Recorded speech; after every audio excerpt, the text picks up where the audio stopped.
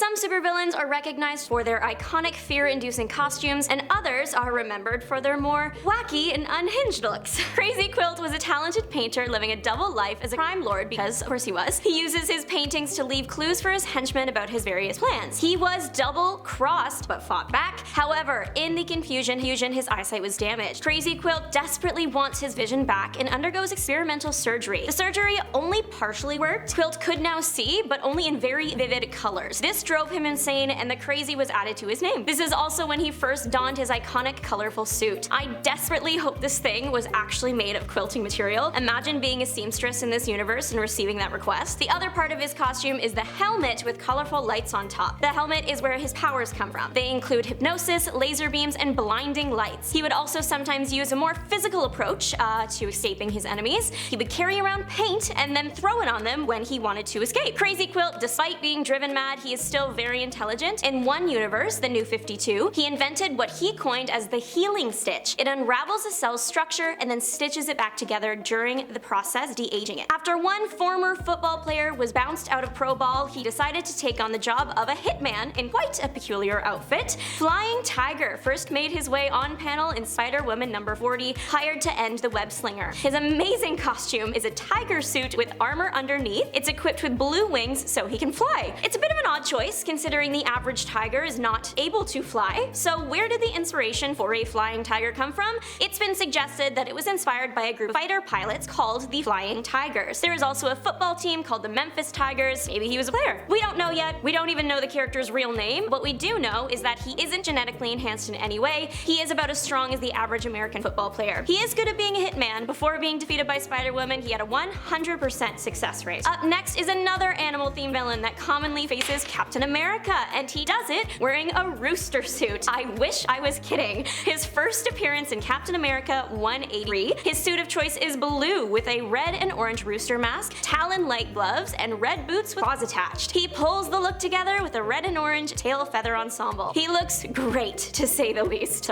Gamecock has lived in Harlem and has worked under the crime boss Mr. Morgan for years, eventually leaving to participate in a competition called Bloodsport. He doesn't last very long and is doomed dead before turning up again as a retiree from villain life. He fights using the metal talons on his gloves and feet, as well as using his acrobat and martial arts training. His villain name is also a phrase meaning a rooster that is trained for fighting. On brand. Dr. Spectro is on my list for my next game night. He is literally a walking twister mat. He doesn't even need to take the suit off. He can just lay down and let people walk all over him. That's what Captain Atom does anyway. The suit is black with lots of red and yellow dots and blue dots all over every inch. He also has these incredible red monoblock sunglasses and a red electric scooter hoverboard thing as his main mode of transport. This is the newer version of Dr. Spectro, but the original from the 60s was a light-powered scientist turned villain that originally started out with a striped costume, presumably to mimic light rays. He fought using color and light to create powerful energy rays. The spotted Spectro is a different guy that was mistakenly identified as Dr. Spectro, the previous one, by a reporter, and he just rolled with it. This guy's name is Thomas Emery. In Thomas's universe, Spectro isn't actually a person. He is a fake villain the government created to cover up a secret project. Of course, Thomas made him very real and very chic. His powers are also very similar with powerful light energy rays, but he can also manipulate light and color to create confusing illusions. Dr. Dome is a villain that met a pretty unfortunate fate after the multiverse collapsed during the Crisis on Infinite Earths event of 1986. He was totally erased. Even his wacky costume wasn't enough to keep him in people's heads. Dome wore a metal dome on his head. It looks kind of like an upside-down wok pot. He has a sometimes green, sometimes orange jumpsuit with yellow epaulettes on the shoulders, and his eyes are technically under the dome but are always drawn on top. He has a very thin curled mustache on his face as well. He is an enemy to Plastic Man, and his name is suggested to be a parody of Dr. Doom from the Marvel Comics. Eventually, Dr. Dome is brought back to life during the Dark Crisis rebirth of the multiverse in 2022 and 2023. Thank goodness, we missed him. Now here's the thing, when I look at the redesigns for Owlman, I can believe exists. He looks pretty menacing, and owls eat bats, so the owl part makes sense. However, the first design for this man in Justice League of America number 29, he deserves financial compensation for.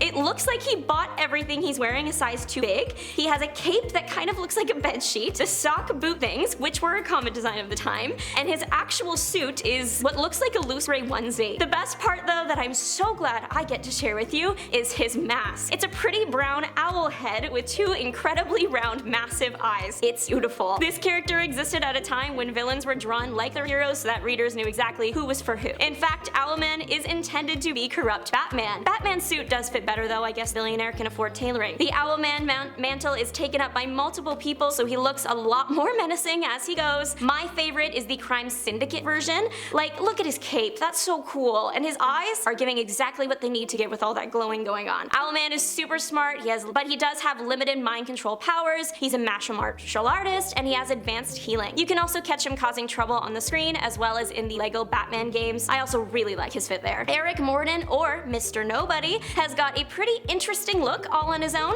but the most chaotic version of him lives in his team of chaos causers, the Brotherhood of Dada. The Brotherhood has costumes of all different colors and shapes, but one big thing in common, they are all outrageous. Mr. Nobody is pretty tame compared to everything else. He is all black with a heart-shaped hole in his chest. Sleepwalk wears some striped blue pants, a high-collared blue shirt missing the shoulders, and has black circles drawn on her eyes. The Fog is just a cloud of death fog. Frenzy wears a very tall top hat and a blue suit shaped like a rectangle covered in various patterns, swirls, and colors. Quiz is head to toe neon green, and kind of like a neon green yellow and covered in red question marks. He also has various silver tubes all over his body. Agent has green pants, a hot pink jacket, and what looks like a cage over his chest. He also has some pretty cool spiky hair too. The group commonly fought against and were foiled by Doom Patrol. I love this next fit. If I could steal one, it would be this one. Deimos is the son of Ares and an enemy Wonder Woman. He is the god of terror, which is already iconic, but his hair is what helps him create the fear. It is made of live snakes that, if they bite you, cause overwhelming levels of terror. On top of his slithering locks is a helmet, also with snakes. His gloves are green and also made of snakes. He has a green style kilt, not made of snakes, and a studded belt. And some pretty incredible dinosaur looking boots. They are interesting to say the least. He also has access to something called the Helm of Serpents. 4 enchanted snakes attack a victim from all sides, poisoning them. He is known for being calculating and manipulative. Joseph Meach has had quite the journey from high diver to custodian to Composite Superman. Joseph had planned a pretty epic diving routine. Unfortunately, it was the kind of dive that could only be done once, if you know what I mean. Superman got Joseph back on his feet by not only saving him from the fall, but also getting him a job in the Superman Museum. Unfortunately, Joseph was a bitter person, and the anger he was feeling was transformed into a hatred of Superman. He was being bombarded by Superman's face every day, so. One night, the lifeless duplicates of the Legionnaires in the museum were struck by lightning, and poor Joseph happened to be standing right beside. But he gained the powers of all Legion members, including shape-shifting. This is what he used to create the costume that was half Batman and half Superman. But his really interesting choice is that he just decided to turn his skin green. Composite Superman continued to be a thorn in Superman's side until ultimately being destroyed by an energy blast. The suit was pretty cool though. And finally, we have to give this guy the time of day because he would do the same for us. This is Calendar Man. He's naturally obsessed with calendars and holidays and will literally theme his crimes around holidays or seasons. His civilian name is Julian Gregory Day, which if he was born with that name, that's a setup. He's literally named after calendar. He was first introduced in Detective Comics 259 in 1958. Right off the bat, this man is giving us a full fashion collection. We have his summer look in which he is dressed like the sun. It is an orange suit that emits heat-concentrated heat. Then we have a winter look, a snowman suit with a top hat, scarf, and mittens. Then for spring, he's created a suit resembling a daisy, complete with a petal necklace and daisy buttons. For fall, a sensible yellow mini dress with a tree on the front and red tights and cape. This is not even the most dedicated he's been to the bit. He lives in a satellite orbiting Earth that is filled with different types of calendars. This next time we see him, briefly, he's given up his eye for a super eye that shoots lasers and is also sporting 8 new outfits. Where does he get them from? His final outfit of the issue is the one that ends up coming back and becoming his main look. It's a red and white suit with a cape made of calendar pages and a calendar sash belt. Later versions of him, like the one cameoed in the film Suicide Squad, have featured his prison jumpsuit look. You know it's him because he has tattooed the months around his head. Thank you so much for watching and listening to all of my fashion reviews. Let me know down below your favorite villain outfit and maybe even which one you would steal for yourself if you could. I'm Juliana and I'll see you later.